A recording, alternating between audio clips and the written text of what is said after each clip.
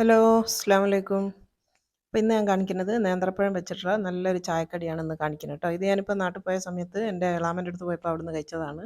എളാമ എന്ന് പറയുന്നത് ഉപ്പൻ്റെ അനിയൻ്റെ ഭാര്യ. അപ്പോൾ എനിക്ക് നല്ല ഇഷ്ടമായി. അപ്പോൾ അത് നിങ്ങളുമായിട്ട് ഒന്ന് ഷെയർ ചെയ്യാമെന്ന് വിചാരിച്ചതാണ്. എല്ലാവർക്കും ഇഷ്ടപ്പെടുന്ന ഒരു അടിപൊളി റെസിപ്പിയാണ് കേട്ടോ. അപ്പോൾ എപ്പോഴും പറയുന്ന പോലെ തന്നെ സബ്സ്ക്രൈബ് ചെയ്യാത്ത ആൾക്കാരുണ്ടെങ്കിൽ ഒന്ന് സബ്സ്ക്രൈബ് ചെയ്യുക. അതുപോലെ തന്നെ തൊട്ടടുത്തുള്ള ബെല്ലൈക്കൺ ഒന്ന് ക്ലിക്ക് ചെയ്തിട്ട് അതിൽ ഓൾ എന്നുള്ള ഓപ്ഷൻ കൊടുക്കുക കേട്ടോ. അപ്പോൾ ഈ ഒരു സ്നാക്ക് ഉണ്ടാക്കാൻ വേണ്ടിയിട്ട് നേന്ത്രപ്പഴമാണ് നമുക്ക് വേണ്ടി. കുറച്ച് നന്നായിട്ട് പഴുത്ത നേന്ത്രപ്പഴം തന്നെ ആയിക്കോട്ടെ, എന്നാലാണ് ടേസ്റ്റ് ഉണ്ടാവുക കേട്ടോ. നന്നായിട്ട് പഴുത്തിട്ടുള്ള 2 പഴമാണ് ഞാൻ എടുത്തത്. രണ്ടെണ്ണത്തിന് ഒന്നിനെ ഞാൻ 8ആയിട്ടാണ് മുറിച്ചത്. 2 പകുതിയാക്കിയിട്ട് നേർ പകുതിയാക്കിയിട്ട് 1 4 1 4. അപ്പോൾ 8 പീസായിട്ടാണ് ഒരു പഴം ഞാൻ എടുത്തത്. അങ്ങനത്തെ 2 എണ്ണമാണ് ഞാനിപ്പോൾ എടുത്തത് കേട്ടോ. അപ്പോൾ 2 പഴം ഞാൻ നീളത്തിൽ മുറിച്ച് വെച്ചതാണ്. ഇനിയിപ്പോൾ ഇതിലേക്ക് വേണ്ടിയത് ഇതിപ്പോൾ അര കപ്പിൻ്റെ മെഷർമെൻ്റാണ് ഈ കപ്പ് എന്ന് പറയുന്നത്. അതിൻ്റെ ഒരു പകുതിയേ ഞാൻ എടുത്തിട്ടുള്ളൂ. 1/4 കപ്പ് മൈദ. 1/4 കപ്പ് നമുക്ക് ഇതിൽ ഫുള്ള് വേണ്ടിയില്ല, പക്ഷെ നമുക്ക് മുക്കണമെങ്കിൽ കുറച്ച് വേണമല്ലോ. പിന്നെ വേണ്ടിയത് ഒരു 1/2 ടേബിൾ സ്പൂൺ അരിപ്പൊടിയാണ് ഇട്ട് കൊടുക്കുന്നത്. പിന്നെ ഇടേണ്ടത് മധുരത്തിന് ആവശ്യമായിട്ടുള്ള പഞ്ചസാര. ഇതിപ്പോൾ വലിയ ടേബിൾ സ്പൂണാണ്. മെഷറിംഗ് ടേബിൾ സ്പൂൺ പറയുകയാണെങ്കിൽ 2 ടേബിൾ സ്പൂൺ ഉണ്ടാവും പഞ്ചസാര ഇട്ടത്. പിന്നെ ആവശ്യത്തിന് ഉപ്പ് ഇട്ട് കൊടുക്കുക. ഒന്ന് ടേസ്റ്റ് ബാലൻസ് ചെയ്യാൻ വേണ്ടിയിട്ട് എന്തായാലും കുറച്ച് ഉപ്പ് വേണമല്ലോ. ഉപ്പും കൂടെ അതിലേക്ക് ഇട്ട് കൊടുക്കുക. എന്നിട്ടൊന്ന് മിക്സ് ചെയ്യുക. ഇനിയിപ്പോൾ വേണ്ടിയത് നമ്മളെ സോഡാപ്പൊടി, അപ്പക്കാരം എന്ന് പറയുന്ന നമ്മളെ സോഡാപ്പൊടി ഇല്ല, അതാണ്. അതൊരു നുള്ള് മതി കേട്ടോ. ഒരു പിഞ്ച് എന്നൊക്കെ പറയില്ല നമ്മൾ, കൈ കൊണ്ട് ഇങ്ങനെ ഒന്ന് ഒരു നുള്ള് ഇതിലിട്ട് കൊടുത്താൽ മതി. അത്രയല്ലേ പൊടിയുള്ളൂ. ഇനിയിപ്പോൾ ആവശ്യത്തിന് കുറച്ച് വെള്ളം ഒഴിച്ച് കൊടുത്തിട്ട് നന്നായിട്ടൊന്ന് മിക്സ് ചെയ്യണം. അപ്പോൾ ഞാനിപ്പോൾ ഇവിടെ കുറച്ച് വെള്ളം എടുത്ത് വെച്ചിട്ടുണ്ട്. അത് കുറേശ്ശായിട്ട് വെച്ചിട്ട് നന്നായിട്ടൊന്ന് ഇളക്കി മിക്സ് ചെയ്തെടുക്കുക. നമ്മളൊരു പഴംപൊരിക്ക് ഉണ്ടാക്കുന്ന ആ ഒരു കൂട്ടിൻ്റെ പാകമാണ് കേട്ടോ. അധികം ലൂസുമായി പോകാൻ പാടില്ല, അധികം കട്ടിയാവാനും പാടില്ല. രണ്ടിൻ്റെയും നടുക്ക് വരുന്ന രീതിയിൽ ഒരു ബാറ്ററാക്കിയിട്ട് എടുക്കുക. അപ്പോൾ അത് നന്നായിട്ട് ഇളക്കിയിട്ട് മിക്സ് ചെയ്തിട്ടുണ്ട്. ഇതിപ്പോൾ കണ്ടില്ലേ, ഇതാണ് ഇതിൻ്റെ ഒരു കൺസിസ്റ്റൻസി എന്ന് പറയുന്നത്. ഈ ഒരു പാകത്തിൽ ആക്കിയെടുത്താൽ മതി. ഇനിയിപ്പോൾ വേണ്ടത് നമുക്ക് കുറച്ച് ബ്രെഡ് ക്രംസ് ആണ്. ബ്രെഡ് ക്രംസ് എടുക്കുമ്പോൾ ശ്രദ്ധിക്കുക, ഫ്രഷ് ബ്രെഡ് എടുത്തിട്ട് മിക്സി പൊടിച്ചിട്ട് അത് എടുക്കണ്ട. റോസ്റ്റ് ചെയ്ത ബ്രെഡ് ക്രംസ് തന്നെ വേണം കേട്ടോ. ഇത് ഹോം മെയ്ഡ് ആണ്. ഇതൊക്കെ ഞാൻ നിങ്ങൾക്ക് കാണിച്ചിട്ടുണ്ട് പണ്ടത്തെ വീഡിയോയിൽ എങ്ങനെ ഉണ്ടാക്കുക എന്നുള്ളത്. ഇനിയിപ്പോൾ ഞാൻ ഓരോ പഴം ഇങ്ങനെ എടുത്തിട്ട് ഞാൻ ടൂത്ത് പിക്ക് കൊണ്ടൊന്ന് കുത്തിയതാണ് എളുപ്പത്തിന് വേണ്ടിയിട്ട്. എന്നിട്ട് ഈ മാവിൽ ആദ്യം ഒന്ന് മുക്കിയെടുക്കുക. ആ പഴത്തിൻ്റെ എല്ലാ ഭാഗത്തും ഈ ഒരു കൂട്ട് എത്തുന്ന രീതിയിൽ കേട്ടോ. അങ്ങനെയാണ് ഇതിനെ ഒന്ന് കവർ ചെയ്തെടുക്കേണ്ടത്. അപ്പോൾ കൈ കൊണ്ടാകുന്ന സമയത്ത് കുറച്ചൊരു പ്രയാസം ഉണ്ടാവും. അപ്പോൾ അതുകൊണ്ട് ഞാൻ എളുപ്പത്തിന് വേണ്ടിയിട്ടാണ് ടൂത്ത് പിക്ക് എടുത്തതേ ഉള്ളൂ. കൈ കൊണ്ട് വേണമെങ്കിൽ അങ്ങനെയും ചെയ്യാം.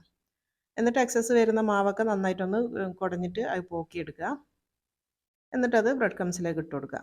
എന്നിട്ട് നന്നായിട്ട് നമ്മൾ കട്ട്ലേറ്റിനൊക്കെ കോട്ട് ചെയ്യുന്ന പോലെ നന്നായിട്ടൊന്നത് കോട്ട് ചെയ്തെടുക്കുക. അപ്പോൾ ഈമേൽ ഈ ഒരു മാവ് ഉള്ളതുകൊണ്ട് തന്നെ നന്നായിട്ട് ഇത് ബ്രെഡ് ക്രംസ് അതിമേൽ പിടിച്ചോളും, ഒരു പ്രശ്നമില്ല. നന്നായിട്ട് തിരിച്ചും മറിച്ചൊക്കെ ഇട്ടിട്ട് ആ ഒരു ബ്രെഡ് ക്രംസ് നന്നായിട്ട് അതിമേൽ കോട്ട് ചെയ്തെടുക്കുക. ഞാനിപ്പോൾ കാണിക്കുന്നത് കണ്ടില്ലേ എങ്ങനെയാണ് ഇത് കോട്ട് ചെയ്തെടുക്കേണ്ടത്. അപ്പോൾ നന്നായിട്ട് അതിമേൽ അങ്ങ് പിടിച്ചോളും. ആ ഒരു മാവും ഉണ്ട്, അതേപോലെ തന്നെ ബ്രെഡ് ക്രംസും ഉണ്ടല്ലോ. അപ്പോൾ നല്ല ക്രിസ്പി ആയിട്ട് കിട്ടാൻ വേണ്ടിയിട്ടാണ് ഞാൻ പറഞ്ഞത് ഇങ്ങനത്തെ നമ്മൾ റെഡിമെയ്ഡ് വാങ്ങുന്ന പോലത്തെ ബ്രെഡ് ക്രംസ് ഉപയോഗിക്കണം എന്നുള്ളത് കേട്ടോ. അപ്പോൾ ഇത് ഞാൻ ഉണ്ടാക്കുന്നത് എൻ്റെ പഴയ നോമ്പിൻ്റെ സമയത്തൊക്കെ ഇപ്പോൾ അടുത്ത് പോലും ഞാൻ ഈ ബ്രെഡ് ക്രംസ് ഒക്കെ അങ്ങനെ ഉണ്ടാക്കിയെന്നുള്ളത് കാണിച്ചിട്ടുണ്ട്. അപ്പോൾ അതാ ഫസ്റ്റത്തത് ഇവിടെ ഞാൻ നന്നായിട്ട് കോട്ട് ചെയ്തെടുത്തിട്ടുണ്ട്. അതൊരു പ്ലേറ്റിലേക്ക് മാറ്റി കൊടുക്കുക. ഇനി ഇതേപോലെ തന്നെ ബാക്കിയുള്ള പീസും നമുക്ക് ഇതേപോലെ തന്നെ കോട്ട് ചെയ്തെടുക്കാം കേട്ടോ. ഞാനിപ്പോൾ മൊത്തത്തിൽ ഇവിടെ കോട്ട് ചെയ്ത് കഴിഞ്ഞിട്ടുണ്ട്. ബാക്കിയുള്ള മാവാണ് ഞാൻ കാണിച്ചത്. ഇതിപ്പോൾ പ്ലേറ്റിലേക്ക് ഞാൻ മൊത്തം അങ്ങനെ കോട്ട് ചെയ്ത് വെച്ചിട്ടുണ്ട്. ഇനിയിപ്പോൾ ഈ ഒരു സ്റ്റേജിൽ എന്ന് പറഞ്ഞാൽ ഇങ്ങനെ ആക്കിയെടുത്ത് കഴിഞ്ഞാൽ ഇത് നിങ്ങൾക്ക് പിന്നെ ഫ്രീസറിൽ വെക്കുകയാണെങ്കിൽ ഒരു മാസം വരെ ഇത് സൂക്ഷിക്കാൻ വേണ്ടി പറ്റും കേട്ടോ. എപ്പോഴാണോ ആവശ്യം അന്നേരം എടുത്തിട്ട് പൊരിച്ചാൽ മതി. അപ്പോൾ ഇത് വേണമെങ്കിൽ നിങ്ങൾക്ക് കണ്ടെയ്നറിലാക്കിയിട്ട് ഫ്രിഡ്ജിൽ സൂക്ഷിക്കാൻ വേണ്ടി പറ്റും. അപ്പോൾ ഞാനിതാ കുറച്ച് ഫ്രീസറിലേക്ക് മാറ്റാൻ വേണ്ടിയിട്ട് ഒരു കണ്ടെയ്നറിലേക്ക് മാറ്റിയിട്ടുണ്ട്. ഈ ഒരു ബോക്സിലാക്കിയിട്ട് ഇതിപ്പോൾ ഞാൻ ഫ്രീസറിലേക്ക് മാറ്റുകയാണ്. കാരണം ഞങ്ങൾക്കിപ്പോൾ കുറച്ചേ ആവശ്യമുള്ളൂ. ഞാനും ബാസി മാത്രമല്ലേ ഉള്ളൂ. അപ്പോൾ ഇത്രയാണ് ഞാനിപ്പോൾ പൊരിക്കുന്നത്. ബാക്കി ഞാൻ ഫ്രീസറിലേക്ക് മാറ്റുകയാണ്. അപ്പോൾ എണ്ണ ചൂടാകാൻ വേണ്ടി ഞാനൊരു ഇത് വെച്ചിട്ടുണ്ട്. അത് നന്നായിട്ട് ചൂടായി എന്ന് കണ്ടു കഴിഞ്ഞാൽ നമ്മൾ ഇതിലേക്ക് ഓരോന്നിട്ടിട്ട് ഒന്ന് ഫ്രൈ ചെയ്തെടുക്കുക. അപ്പോൾ എണ്ണ വല്ലാണ്ട് ചൂടാവരുത്. തീ ഒന്ന് മീഡിയത്തിലാക്കി വെക്കണേ. വല്ലാണ്ട് ചൂടായി പോയാൽ പുറത്തുള്ള ഈ ഒരു ബ്രെഡ് ക്രംസ് പെട്ടെന്ന് തന്നെ കരിഞ്ഞു പോകും. അപ്പോൾ ഒരു മീഡിയം തീയിലിട്ടിട്ട് നന്നായിട്ട് നല്ലൊരു ഗോൾഡൻ കളർ ആകുന്ന വരെ ഇതൊന്ന് ഫ്രൈ ചെയ്തെടുക്കുക. അപ്പോൾ അതാ ഒരു ഭാഗം ഒന്ന് നല്ല ഗോൾഡൻ കളർ ആയിട്ടുണ്ട്. ഇതിനെ ഒന്ന് മെല്ലെ ഒന്ന് തിരിച്ചിട്ട് കൊടുക്കുക.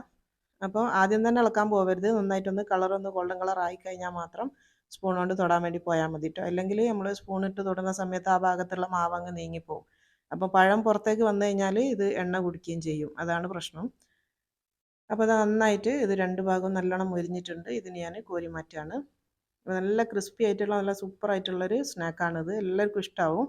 എനിക്ക് തോന്നുന്നില്ല ഇത് ഇതുവരെ ആരും കാണിച്ചിട്ടുണ്ട് എന്നുള്ളത്. എനിക്കറിയില്ല കേട്ടോ. ഉണ്ടെങ്കിൽ നിങ്ങൾ കമൻറ്റ് ചെയ്യുക. അപ്പോൾ അതാ ഇത് ഞാനിപ്പോൾ കോരി മാറ്റിയിട്ട് കാണിച്ചു തരാം. ഒരു തുള്ളി എണ്ണ പോലും കുടിക്കാത്ത സ്നാക്കാണിത്. ഇത് ഞാൻ കോരി മാറ്റിയതിന് ശേഷം കാണിച്ചു തരാം കേട്ടോ. തീരെ എണ്ണയൊന്നും ഇമേൽ ഉണ്ടാവില്ല. പറയുമ്പോൾ നമ്മൾ നല്ല പഴുത്ത പഴമാണ് എടുത്തത്. എന്നാലും ഇതൊന്നും എണ്ണയൊന്നും കുടിക്കാത്ത സ്നാക്കാണ് കേട്ടോ. ഇതിപ്പോൾ കണ്ടില്ലേ.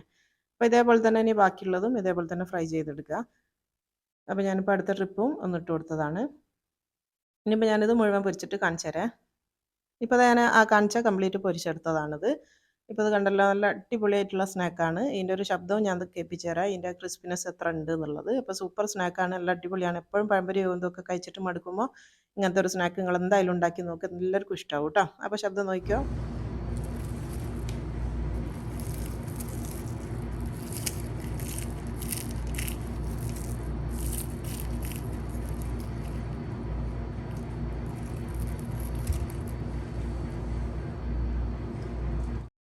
അപ്പോൾ കേട്ടല്ലോ, ഇതിൻ്റെ ഒരു ക്രിസ്പിനെസ് ഒക്കെ കേട്ടു. ഇപ്പോൾ ദാ ഞാൻ നല്ല ചായ ഉണ്ടാക്കി കൊണ്ടുവന്നിട്ടുണ്ട്. ഇനി നമ്മൾ ചായൻ്റെ ടൈമാണ് കേട്ടോ.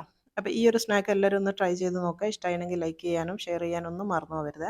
നിങ്ങളെ വിലയേറിയ കമൻറ്റ്സ് താഴെ കമൻറ്റ് ബോക്സിൽ അറിയിക്കുക. ഇൻഷാ അല്ലാഹ് ഇതുപോലത്തെ ഇനിയും നല്ലൊരു അടിപൊളി റെസിപ്പി ആയിട്ട് അടുത്ത വീഡിയോയിൽ കാണുന്നത് വരെ അസ്സലാമു അലൈക്കും.